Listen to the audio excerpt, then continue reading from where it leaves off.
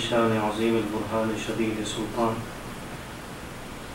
ما شاء الله كان اعوذ بالله من الشیطان الرجیم بسم الله الرحمن الرحیم رب اشرح لي صدری ويسر لي امری واحلل عقدة من لسانی يفقهوا قولی الحمد لله وكفى والصلاة والسلام على سيد الانبیاء محمد المصطفى وعلى آله وأصحابه نجوم الهدى وأولياء أمته وعلماء ملته برر التقى أما بعد فأعوذ بالله من الشيطان الرجيم بسم الله الرحمن الرحيم وصارعوا إلى مغفرة من ربكم وجنة عرضها السماوات والأرض أعدت للمتقين ثم قال الله تبارك وتعالى من عمل صالحا من ذكر أو أنثى وهو مؤمن فلنحيينه حياة طيبة آمنت بالله صدق الله مولانا العظيم إن الله وملائكته يصلون على النبي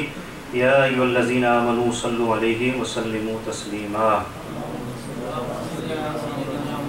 اللهم صل على سيدنا ومولانا محمد بالقلوب ودواهيها وعافية الأبدان وشفائها ونور الابصار وضیاہیہ وعلی آلہ واصحابہ وبارک وسلم۔ امام غزالی رحمۃ اللہ علیہ مکاشفۃ القلوب میں فرماتے ہیں کہ ایک شخص کو جنگل میں ایک نہایت ہی بدصورت شکل نظر آئی، وہ بڑا گھبرا گیا اس سے اور بڑا پریشان ہوا اور اس سے پوچھا تو کون ہے؟ اس بدصورت نے کہا میں تمہارے برے اعمال ہوں، وہ عمل برے جو تم کرتے ہو وہ شکل کی صورت میں اتنے بدصورت ہیں۔ تو اس نے کہا تجھ سے نجات کا کوئی ذریعہ بھی ہے کہ تجھ سے چھٹکارا مل جائے؟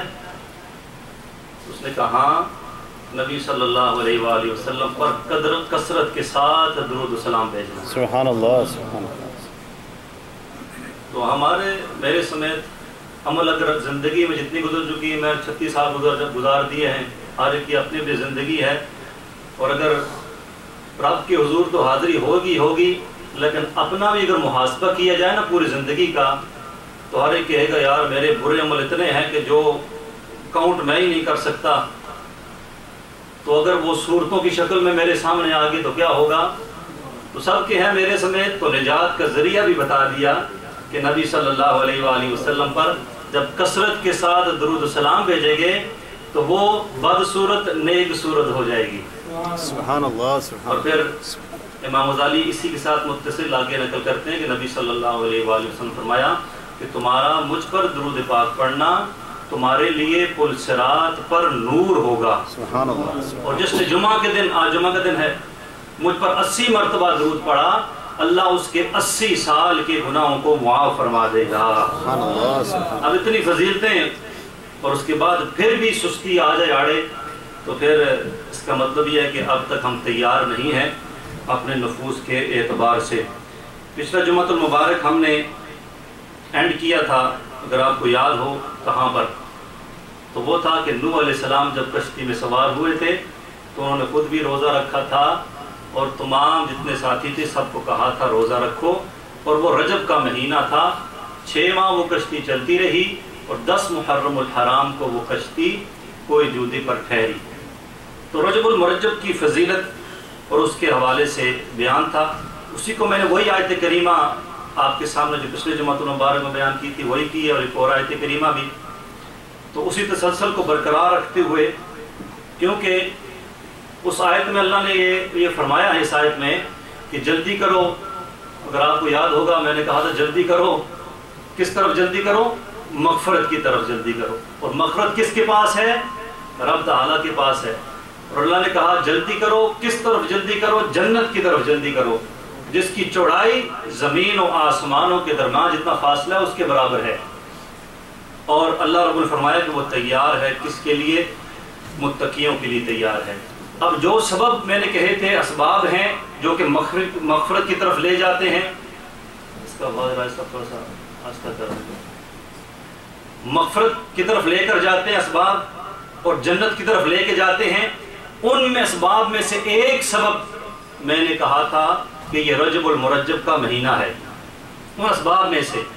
تو پھر میں نے فضیلت بیان کی تھی، ایک روزہ رکھیں کتنی فضیلت ہے، دوسرا روزہ رکھیں کتنی فضیلت ہے، تیسرا روزہ رکھیں کتنی فضیلت ہے۔ اس سے پہلے کہ میں وہ فضیلتیں بیان کروں، میں نے یہ بھی کہا تھا کہ اگر کسی پہ یہ اثر نہ ہوا تو کوئی یہ نہ سمجھے کہ اس کی غلطی ہے، جو بیان کرتا ہے اس کے الفاظ پہ اتنی تاثیر نہیں ہوتی کہ وہ دل میں بات گھر کر سکے۔ غلطی بیان کرنے والے کی میں تو سمجھتا ہوتی ہے۔ حضرت خواجہ فرید الدین گنج شکر رحمۃ اللہ کے پاس ایک شخص آتا ہے اور آ کے کہتا ہے حضور بڑے خستہ حال ہوں میں، اور کاروبار بھی نہیں ہے اور بھوک سے مر رہے ہیں، کوئی دعا کریں، کوئی وظیفہ بتائیں، کوئی کام کریں کہ میرے معاملات ٹھیک ہو جائیں اور مجھے دولت کہیں سے ہاتھ آ جائے۔ تو آپ نے کہا ایک مٹی کا ڈیلا لے کر آؤ۔ وہ لے کر آیا، آپ نے ایک مرتبہ سورہ اخلاص پڑھی اور سورہ اخلاص پڑھ کر اس پر پھونک ماری تو وہ مٹی کا ڈیلا سونے کے ڈیلے میں تبدیل ہو گیا۔ اس نے کہا ساتھ لے جا، بیچ کر اپنے معاملات حل کر لے۔ وہ بڑا خوش ہوا، اس نے کہا آج کا مسئلہ بھی حل ہو گیا اور سونا بنانے کا طریقہ بھی ہاتھ آ گیا۔ رات کو وہ گیا، بڑے ڈھیر لگا لیا اس نے ڈیلوں کا، اور رات شروع کر دی، سورہ اخلاص پڑھ پڑھ کے صبح کر دی، ایک ڈیلا بھی سونے میں تبدیل نہ ہو سکا۔ اب اس نے کہا تھا طریقہ تو ہاتھ آ گیا، غلطی کہیں کر رہا ہوں۔ سو پھر بابا صاحب کے پاس گیا اور کہا حضور طریقہ آپ نے بتایا تھا، آپ نے کیا بھی تھا، میں نے بھی وہی کیا، لیکن آپ کا اثر اور میں تو ساری رات تھک گیا پڑھ پڑھ کے، وہ اثر نہ ہوا۔ تو آپ نے وہ جواب دیا جو مجھے بھی دینا چاہیے کہ زبان کا بھی فرق ہوتا ہے۔ کلام اللہ کے کلام میں برکت ہے، اس میں سعادت ہے، اس میں رفعت ہے، لیکن جس زبان سے وہ ادا کیا جاتا ہے اس زبان کو بھی دیکھنا چاہیے کہ وہ کتنی پاک باز ہے۔ اور اب ہماری زبانیں کیا کچھ نہیں کرتی تو وہ کیا کچھ نہیں کرتی ہیں، تو اس لیے میرا بھی اس میں قصور ہوگا۔ بہرحال میں آپ کو ایک فضیلت کیا بتاؤں، اس سے پہلے بالٹیمور کا واقعہ بتاتا ہوں۔ اس طرح میں نے بیان کیا، میں تو گھر چلا گیا اور اس کے بعد کچھ شخص ایسا بھی تھا، اس نے بیان سنا، وہ اپنے گھر گیا، اس نے کہا جی فضیلت بڑی ہے رجب کے روزوں کی، رکھنے چاہیے۔ تو سارے گھر والوں نے نیت کر لی، حتیٰ کہ اس کی ایک بچی تھی کہ جو کہ 10 سال سے کم تھی، اس نے بھی روزہ رکھنے کی نیت کر لی، اور ایک روزہ رکھا یکم کا، دوسرا روزہ رکھا۔ اب دوسرا روزہ وہ بچی بھی اٹھی، اور اٹھی جب روزہ رکھا اور سحری کے بعد وہ سوئی، اور اس نے کیا دیکھا کہ نبی صلی اللہ علیہ وسلم اس کے خواب میں تشریف۔ سبحان اللہ سبحان اللہ۔ یہ میں آپ کو یہ بالٹیمور کی یہ میں فضیلت کہیں یا جو بھی کہیں بتا رہا ہوں، اور یہ رجب کی برکتیں بتا رہا ہوں، سمجھانے کی کوشش کر رہا ہوں۔ اور اس نے کہا جنہوں نے روزہ رکھا ہے وہ سارے وہاں اس گھر والے بیٹھے، ایک طرف بینچ لگا ہے، پھول ہی پھول ہیں، اس طرف بینچ لگا ہے، وہ سارے بیٹھے ہیں فیملی والے، اور نبی صلی اللہ علیہ وسلم وہاں تشریف لاتے ہیں، سبحان اللہ، اور ان کو دیکھ کر مسکراتے ہیں اور کہتے ہیں مجھے امید ہے جو کام تم لوگ کر رہے ہو بڑا اچھا کام ہے، سبحان اللہ، بڑا اچھا کام ہے، اچھائی کی طرف لے کے جانے والا کام ہے۔ اب میں نے تو آپ کے سامنے بیان کر دیا، اب کوئی گھر گیا، اس نے رکھا، کسی نے سرسری کہہ دیا یار یہ فضیلتیں ہر سال سنتے رہتے ہیں، اگلے سال رکھ لیں گے۔ تو اس لیے جب بھی کوئی فضیلت یاد رکھے پتہ چلے تو اپنی تہیں بندے کو کوشش کرنی چاہیے کہ اس پر عمل کرنے کی، تاکہ جب بندہ عمل کرے گا تو اس کے فیوز و برکات، اس کا نزول اس پر ہوگا۔ اب اسی حوالے سے آگے چلتے ہیں۔ یہاں پر میں ایک روایت آپ کے سامنے بیان کرتا ہوں ان لوگوں کی فضیلت میں جو رجب میں روزہ رکھتے ہیں، 16-17 گھنٹے تو گزارتے بھوکے پیاسے وہ، لیکن فضیلت کتنی ہے اور اس کو بیان کرنے والے کون ہیں؟ سیدنا صدیق اکبر رضی اللہ تعالیٰ عنہ۔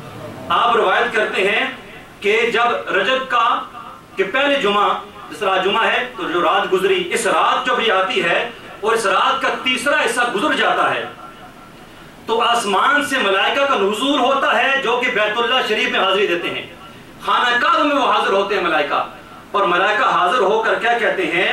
اللہ رب العزت ان سے استفسار فرماتا ہے، ان سے پوچھتا ہے، اللہ کہ وہ جانتا ہے سب کچھ، کیا ہے میرے ملائکہ تم مانگو، تم مجھ سے کیا مانگتے ہو؟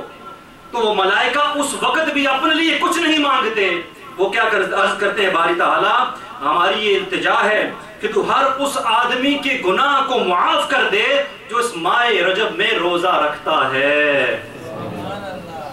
اب گناہوں کی معافی کا اصول بھی اس کے ساتھ متصل ہو گیا، کنیکٹ ہو گیا۔ اب اس کے ساتھ آگے رونق المجالس کی ایک اور روایت حضرت عائشہ صدیقہ رضی اللہ تعالیٰ عنہ فرماتی ہیں، روایت کرتی ہیں نبی صلی اللہ علیہ وآلہ وسلم نے فرمایا بروز قیامت کے دن تمام لوگ بھوکے ہوں گے، تمام لوگ بھوکے ہوں گے سوائے انبیاء کرام کے اور ان کی اہل بیت کے اس کے ساتھ ساتھ اور کون کون یا رسول اللہ صلی اللہ علیہ وسلم؟ اور وہ لوگ پیاسے نہیں ہوں گے، بھوکے نہیں ہوں گے جو شعبان میں، رجب میں اور رمضان شریف کے روزے رکھتے ہیں۔ تو کیا اس دن بھی ہم چاہتے ہیں پیاس سے بچ جائیں اور ہمارے ساتھ کوئی بھوک والا معاملہ نہ ہو؟ تو اس کی فضیلت بھی اس مہینے میں موجود ہے۔ تھوڑی سی کوشش